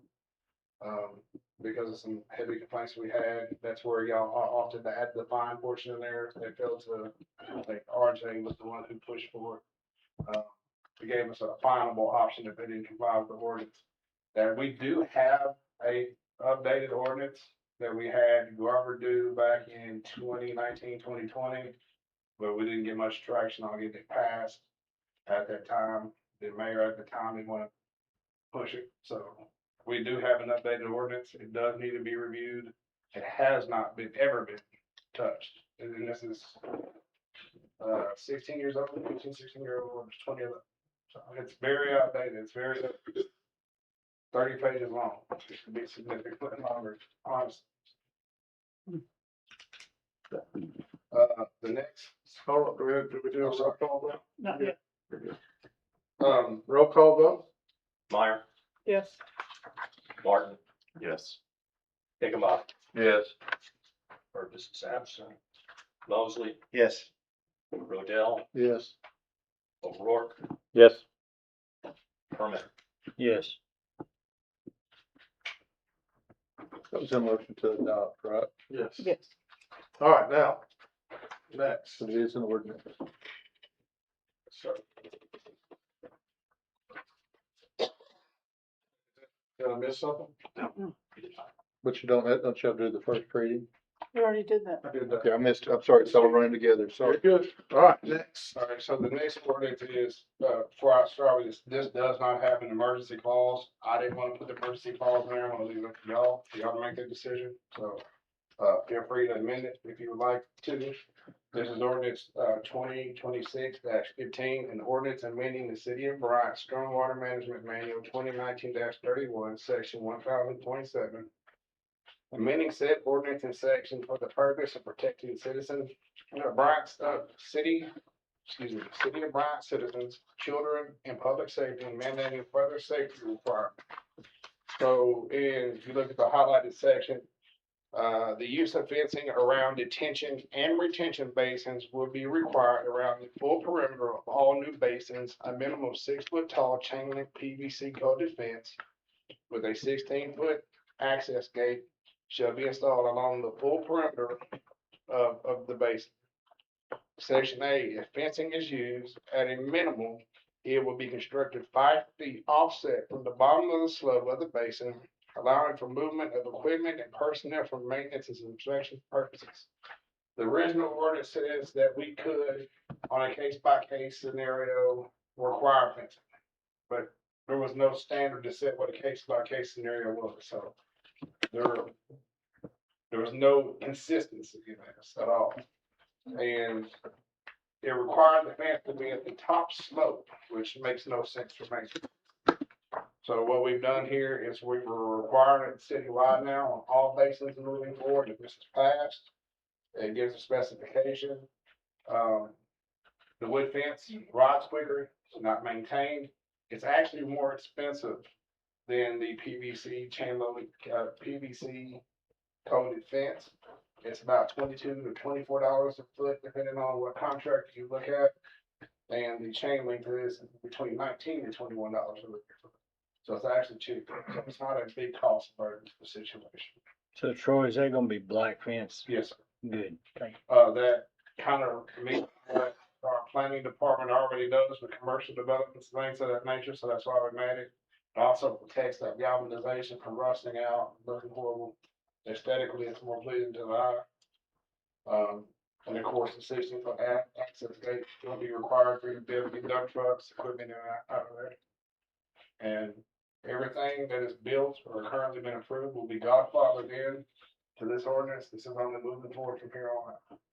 Again, did not put an emergency clause in here. It's up to y'all if y'all would like to add that.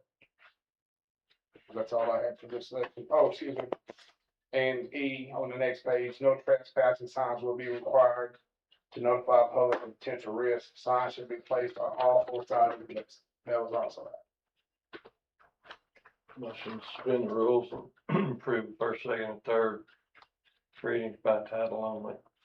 Okay, got a motion, do I have a second? Second. Second, Jordan. Motion to suspend the rules and read first, second, third reading by title only. All in favor? Any opposed? Motion passes. This is ordinance 2026-15, an ordinance amending the City of Bryant Stormwater Management Manual 2019-31, section 1000.7, for the purpose of protecting Bryant citizens, children, and public safety, and mandating further safety requirements. Do I have a motion to adopt? Motion to adopt. Motion, second. Roll call vote. Okay, I ask a question? Sure. You said, older properties are grandfathered in. Can we do that? Ashley, can we mandate? We can. I believe what Troy is meaning is that we cannot Okay. require, Yeah, the they'll older be making properties. Everything retroactive. that's been approved that is existing is stuck in its way. I can't go back and make someone put attention. They may or may not own the property. It's not fair to a PLA or anything. Okay, thank you. Good question. All right, roll call vote. Martin, Yes. Mosley, Yes. Permitter, Yes. Rodell, Yes. O'Rourke, Yes. Meyer, Yes. Higginbotham, Yes. Burgess, and Simpson. Motion, ordinance passes. We're gonna pass these out because they wasn't added to the packet. This is my fault. It's just a map showing what the next item is. So, I'm like, the emergency clause on that, please, sir. Do you want to, I got a motion for the emergency clause On that last on the ordinance. previous ordinance. Second. Got a motion second, all in favor? Any opposed? All right, roll call vote for the emergency clause. I'm not there. Sorry, Who did the first Butch, But I did. and the second? Jordan. Sorry, Martin. Sorry. It's okay. Go ahead. Martin, Yes. Mosley, Yes. Burgess, and Sampson, Higginbotham, Yes. Rodell, Yes. Permitter, Yes. O'Rourke, Yes. Meyer. Yes. All right, thank you. Emergency clause passes. thank you all.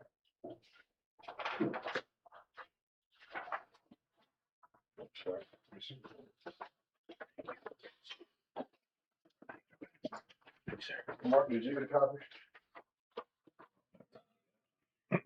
Wastewater shed. Okay, so this next ordinance, I bring, to you, it does have an emergency clause on it in the end. This is an ordinance declaring certain real property owned by the city of Bryant, Arkansas to be surplus property, authorizing the sale of said property located on the South Elm Street to Saline County Contractors and Rental Properties LLC, waiving competitive bidding, providing for deed restrictions and for other purposes. What we are wanting to do is, some of you may or may not be familiar with this area. It's the old stormwater compound shed that we eventually had to tear down due to deterioration. There was also a water pump well, which fed the Saline County Rural Water Association at one point in time. That well has since been filled in, it was Louisville field. It does not function, it's not active. Mr. Morgan Garner's in the room, working raise your hand. He's came to us several times. All these lots that you see around him, he's bought. He's built a subdivision, or he's building a subdivision over there. Elm Estates. He has come through and he's done half street improvements along Elm Street currently. And he's done them beyond what the city required. He actually done them all the way to the half of the road, or to the center line of the road. At this time, we have had a survey done. We've had the property appraised. I noticed that the appraisal didn't get attached, but the property was appraised at $35,000. Mr. Garner has offered to pay the city $25,000 and do all Half Street improvements and everything else necessary in that area, to complete that street out with Half Street improvements. He's already done the first portion. If we sell this land to him through this process, then that would continue that build out. There would be deed restrictions that require him by law to do it. He cannot sell it without being done. We do have remediation in the ordinance where we can take him to court, do whatever we need to do if he does not follow through with his portion of it. This is an active subdivision. He would be responsible for any of the rezonings, any of the waivers needed, anything. This is just a strict transaction. The land will be sold as is. What's the size of the? It's 0.32 acres. It's not big enough to do anything on. You can't even get a truck in there. It's so small. That's why we've never used it. It's kind of a maintenance nightmare for us. We have to go over there, maintain it, cut it. It's just a piece of property that's not doing it. It's not an area that would be good for a park. It's right on the edge of the highway, things of that nature. So this ordinance is proposing to sell this property, the way the bidding processes, sell the property to him for $25,000. With that being known, the Half Street improvements can bring you anywhere between $17,000 and $30,000. His initial portion that he's done was in that same range. We propose selling this to him so he can complete the Half Street improvements and sales tax revenue coming along with it, completing out that subdivision portion. It's been a full legal review from Ashley. She can speak to anything that you may want to know from a legal standpoint. If you have any questions from Mr. Garner, I'm sure he's willing to speak to it. Any questions?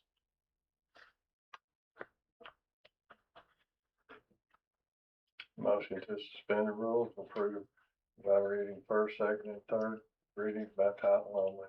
Okay, got a motion. Second. A second, Wade. Those got a motion to suspend the rules, read first, second, third reading, title only. All in favor? Any opposed? All right, this is ordinance 2026-16, an ordinance declaring certain real property owned by the city of Bryant, Arkansas to be surplus property, authorizing the sale of said property located on South Elm Street to Saline County Contractors and Rental Property LLC, waiving competitive bidding, providing for deed restrictions and for other purposes. I have a motion to adopt. So moved. Jordan, okay. A second?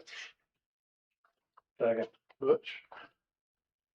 All right, roll call vote, please. Mosley, Yes. Martin. Yes. Hickenbottom, Yes. Meyer, Yes. Rodell, Yes. Permenter, Yes. Overlord. Yes. All right, motion passes. I need a motion for an emergency clause. So moved. All right, second? Second. Second. Wade. Roll call vote. Hickenbottom, Yes. Martin. Yes. Mosley, Yes. Permenter, Yes. Rodell, Yes. Overlord, Yes. Yes. Meyer.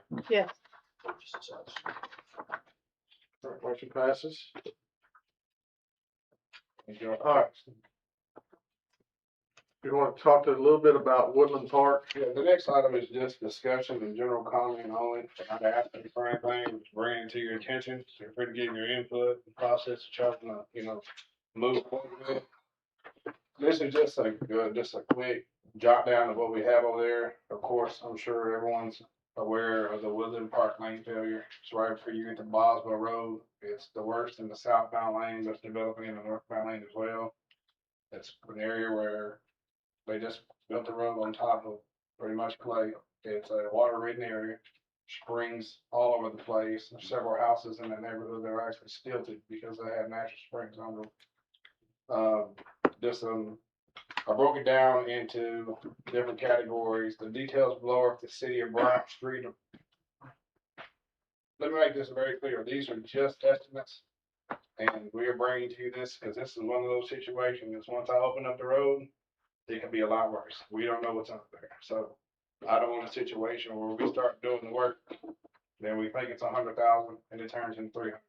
Not saying that will happen, very strong possibility. Transparency on this to the fullest. Details below: the City of Bryant Street Department was perform all the work in-house using wire mesh, concrete, and asphalt. The northbound lane alone is 11 foot wide by 122 foot long. It contains a 6-inch water main that we would have to spot, which could be a conflict during the process. It would take an estimated 500 to 700 tons of Class 7 aggregate, SB2 at 1550 per ton, ranging from $8 grand to $11 grand if we were to excavate 3 foot of subgrade in the field area. It would take an estimated 25 yards of 6 inches of concrete at $145 per yard, with an estimated cost of $3,600. It would take an estimated 6 sheets of 8 foot by 20 foot wire mesh at $64.48 per sheet, an estimated cost of $386.88. It would take an estimated 34 tons of asphalt at $115 per ton picked up. That's the price that we pay for asphalt. We pick it up by the street department with an estimated cost of $4 grand in the field area, for a total estimated cost of $15,146.88 for the northbound lane only. This does not include taxes, labor costs, equipment costs, or restriping costs. Also bring everyone's attention, we don't have a milling machine. We don't have a lay down machine. All our asphalt is done by hand. This is a significant job to do by hand. The southbound lane is a 10 foot by 193 foot long failure. Southbound lane contains a 10-foot water, or 10-inch water main and 3 runs of fiber communication lines. It could take an estimated 700 to 900 tons of Class 7 aggregate to 1550 per ton, ranging from 10,000 to 14,000 if we were able to excavate 3 foot of subgrade nut field area. It would take an estimated 35 yards of 6 inches of concrete at $145 per yard, with an estimated cost of $5,000. It would take an estimated 10 sheets of 8 by 20 wire mesh at $64.48 per sheet. Estimated cost at $644.08. It would take an estimated 49 tons of asphalt at $115 per ton picked up from the street department, with an estimated cost of almost $6 grand in the field area, for a total estimated cost of $25,304 for the southbound lane only. So both lanes done fully in-house would be roughly, for this estimated low cost of 40 grand. You're not saying you're gonna lay 315 feet of asphalt by hand, are you? No, sir. That's what I'm bringing to say. We don't, the most we've ever done in-house was an emergency on on Spring Hill Road, several years ago during the Anthony weather event. We did 35 tons of land out. So no, we don't want to do that. But if it's absolutely boils down to it, we need to do it. So that's why I'm giving the options. No, we don't want to do that by any means. Strain on us. Who did Show Road? We did Show Road. So are these water mains gonna have to be moved? No, they're not gonna have to be moved, but they could become in conflict with compaction and things like that. We may have to brace on things like that. They're not gonna have to be moved, no man. Troy, what's the estimated time? I can't give you an estimated time. I'm not gonna sit here and lie to you because I don't know what's under the road, and that's one of the reasons for these discussions. So once again, where exactly is it gonna start and end? At the entrance, let's just use the entrance of the apartment complex there, Right. up to Down the bottom. Rodeo, the first entrance to Rodeo. Okay. Of course, if we details are below for the city of Bryant Street Department performed all the in-house work using asphalt only. The same measurements are there. This is if we didn't use the concrete, we just did asphalt and did the SB2 by ourselves. For both things, we're looking at 20 grand. Saves you a couple grand, not much. If a contractor was to do both lanes and the city does the dirt work, which we're absolutely comfortable doing the dirt work and tear out in-house. Estimated cost for both lanes be about $68,000. I can tell you right now, that is extremely low. Asphalt can go up tomorrow another $10. We have no control. This is petroleum based. So we just want to put this on y'all's radar. It's 103 total tons of asphalt, and the laydown price for asphalt is $181. That's with us doing the 5-inch overlay. It's $181 lay down. And of course, a contractor would charge probably $20,000 to $25,000 for mobilization and managed traffic fees. This is a very low number. It will be significantly more than that. But we can also do geotechnical during the time of waiting to figure out what's under the street, how deep we need to go, what's there. I will say that the street department does not have the funds to do the section.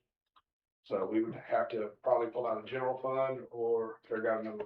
I don't think there's any immediate cause for road failure at this time, but it's there. I don't think a sinkhole or anything like that's not the case. So Troy, are you gonna come back next month with a proposal for us? I'm bringing this to y'all to get y'all's opinion and see how y'all would like to proceed. That's why I'm presenting it. I would love to bring quotes back, and see what we can get done.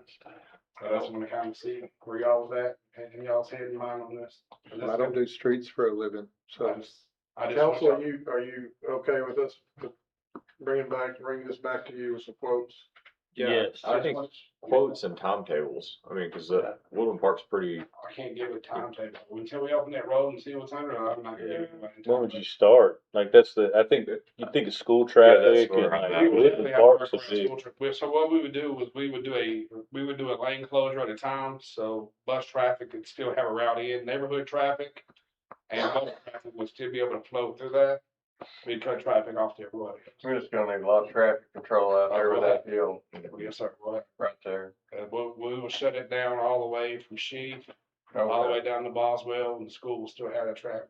If I make a suggestion, is perhaps in the next time period that we do a little bit of subsoil investigation, which one I've discussed is, it's hit or miss. I mean, we do is we auger and core and try to go periodically along Woodland Park to try to get a better feel, so that we're not just coming into it totally blind, but even that has risk in it. So within a short time frame, what I would suggest is that we do a little bit of investigation, be allowed to contract that out. Because if it's that bad, I mean, you take one lane out, you could compromise the other lane. Well, that's why he anyway. wants to do, we want to drill and see what's there. The reason why I'm bringing this to y'all is we can go get quotes and they can say $200,000, but when you open that road up, it could multiply. That's not a situation we want to be in blindly doing about. So. I would suggest you bring us back the best informed decision and you could do the Yes, sir. boring test. Is it called boring? Core testing. Yeah, If that. I can get the core testing, I will bring it back next month, like if it doesn't proper time. If not, it'll be the month after. Okay. So good with that. Thanks, Troy. I appreciate y'all. Thank you. All right, are we ready to return or back to number 12? Can we do a 10-minute break, sir? Yes, let's do a 10-minute break. Get back to number 12.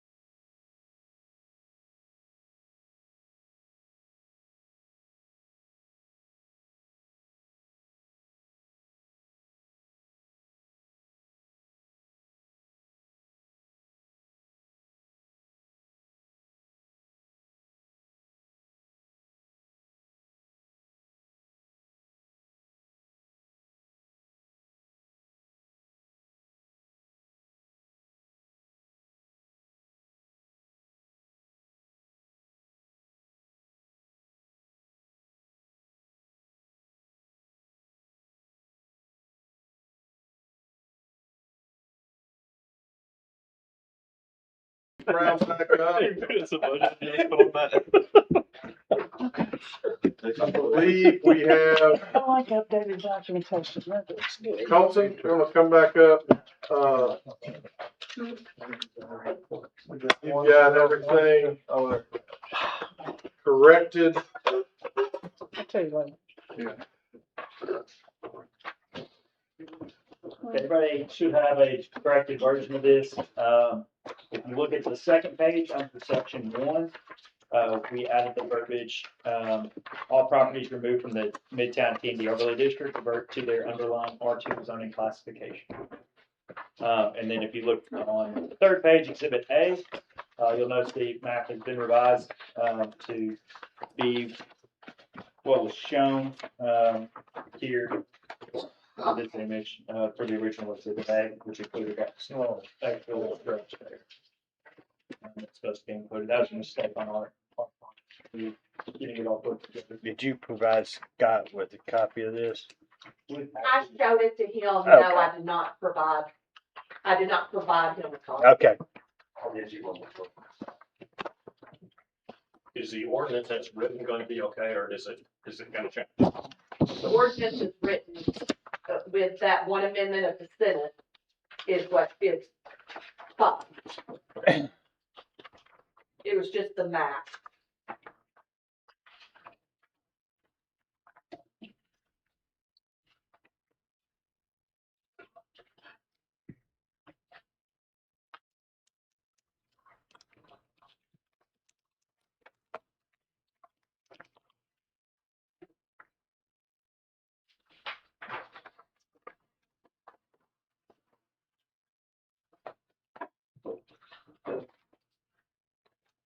So everything's reverting to R2, and if anything needs to be changed, it has come back to planning. Yes, so if anything else changes from the R2 zoning that's reverted to, it goes back through that process of public hearing, rezoning. Okay, so there's not any R1 or anything else at As this it- point? No, as it currently stands, all this is doing is taking out all property that is not shown here, that's in Midtown overlay, that's not here, goes to R2. Just that by reverting back to whatever that underlying zoning is. To the Correct. With the settlement, do not have that in front of me, but it does state that some will go to R1. That the city will agree for some to be zoned R1. It did not say specifics of where that would be, and there's no preliminary plot or anything that has been brought to the city, where they are saying, we want this 10 acres or this 15 acres here and here. That would have to be brought to the city and approved, exactly where these are going. Based on the settlement, it would be the city would be on board with that. So the city would recommend that this zoning take place as according to the settlement. Still have to go through all the processes. Still be council's choice whether to approve it or not. But the city would request that the settlement be followed and that it be zoned accordingly to the settlement once a preliminary plat is brought for this 10 and 15 acres. Of the part that we just got through changing, reverting back to R2. Is that correct? In our ordinance earlier tonight? The ordinance that's before you tonight, it hasn't been approved yet. Nope. But the one that's before you tonight is reverting, is taking this section out of the overlay and reverting it back to R2. Actually, would you tell me what the 10 and 15 acres are again? Which one's Yes. which, please? 10 acres of R1 with the anticipation of becoming,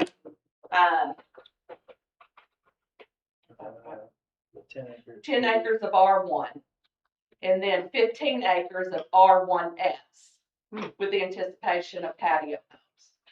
So that would all have to be brought back to you for exactly where that 10 acres and where that 15 acres would go. Scott, since you're here, do you have any questions? I have something. It was not made clear in the hearing that that's what was happening. They told all the people over there, we had a lot of people that wanted to, that had concerns.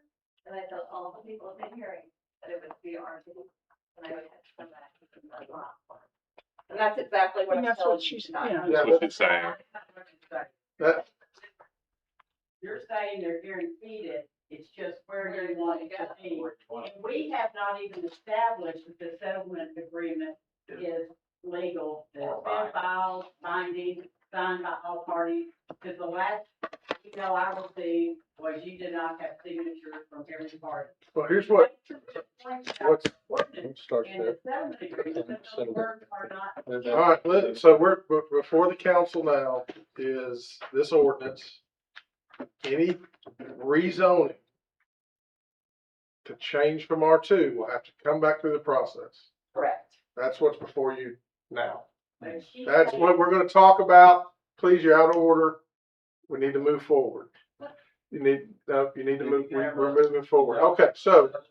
Sign right now. Sir, please let us continue the business of the council. Thank you. Okay, this ordinance. Yeah. Any questions from council concerning this ordinance? No. Based on legal counsel, which we need to do, is this your advice to pass this ordinance? Yes. The reason this is all happening is for total transparency. Originally in 2020, there was not the public hearing. We wanted to be total transparent, follow all the state law, do the public hearing, make it all legal through council. In 2020, council already passed this same ordinance, pretty much, this same ordinance. But there was not that public hearing. So to follow state law, to have full transparency so that everyone knows what's going on, yes, we're asking you to pass this tonight. So the reason for public notice, the reason for the posted signage was simply because the public hearing wasn't held. Correct.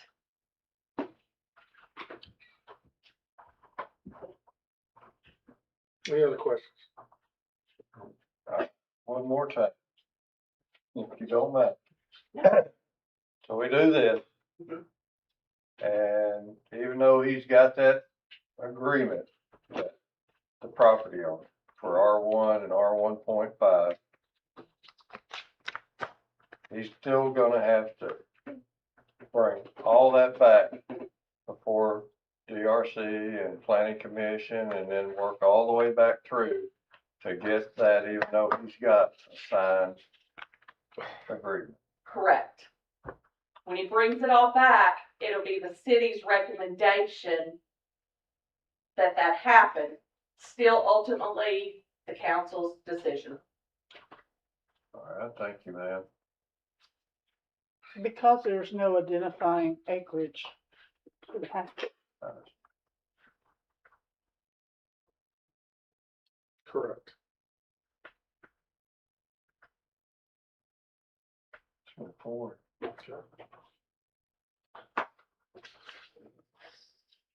All right, do I have a motion?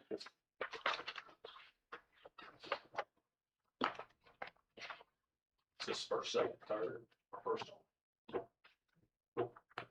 I think it needs to be That's what we first, second, recommended. third, and the emergency clause, so that the, property owners can move forward On the north side, on please. both sides. Yes, ma'am.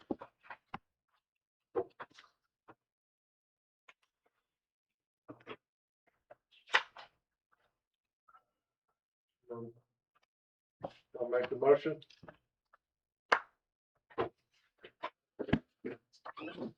This is just for reading it by first, second, third reading by title only. Correct. I'll make the motion so that we can get to that point. Okay, we have the motion, suspend the rules, read first, second, third reading by total, first, not a second. So that's a first, a motion, do I have a second? No, I think he's saying. I'm saying for all three readings by title only. Yes. Tonight. That's right. And a second for that motion. Ms. Wade. All in favor? Aye. Okay. Now I'm gonna read it. Ordinance 2026-12, an ordinance repealing ordinance 2020-17 and amending ordinance 2011-03 for the purpose of reducing the Midtown Overlay District. Now, do I have a motion to adopt?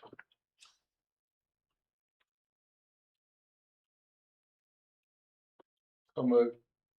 Okay, well, I have a second.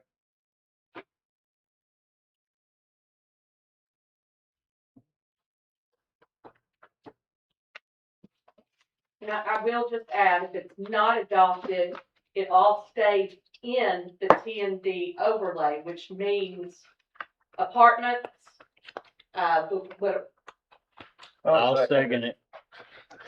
All right. Takes it all back to R2, correct? Yes. Yeah, the current thing takes it back to R2. Stays in the overlay district. It doesn't have any restrictions. Got you. Okay. Any other discussion? I'll recuse myself from voting as a property owner of part of the track. Okay. Question. All right, roll call vote. Okay, Martin has abstained and Burgess is absent. Higginbotham, Yes. Mosley, Yes. Permitter, Yes. Rodell, Yes. O'Rourke, Yes. Meyer. Yes. Okay, motion passes. Have a motion to adopt emergency clause. So moved. Second. Rob and Wade. Roll call vote. Jim, John, you're abstaining on this one, right? Yes, sir. And, Walter's absent. Permitter, Yes. O'Rourke, Yes. Mosley, Yes. Rodell, Yes. Meyer, Yes. and Higginbotham. Yes. Okay, motion passes. All right, council comments. Mayor, I received text messages from, Walter Burgess asking me to read a statement. I agreed to do that before I saw it, but I'm gonna read it anyway. Just bear with me. This is about a page long. Council members, you have a copy of it in front of you. Fellow council members and citizens of Bryant, I regret that my business obligations take me away from tonight's council meeting. I'm unable to make it back in time tonight to participate. I'm hopeful my absence will create high-paying technology jobs for Saline County. I intended to have a strategic discussion with council during June's council meeting. Regrettably, the mayor chose to deprive us of that opportunity. After 2 months of calling for a strategic discussion about our city's budget process, tonight we have finally heard from the mayor. The statement from the Municipal League does nothing to address the council conversation I am calling for. The statement only said the city may have budget adjustments. There was never in question. The congregation I am calling for is, should we have 12 or more budget adjustments per year? And can our budgeting process be stronger? In my humble opinion, I question why we are making budget adjustments as small as $165 approximately. I feel our budgeting process can be stronger. I am aware of the mayor's proposed schedule for delaying this year's budget discussions until 6 days before Election Day.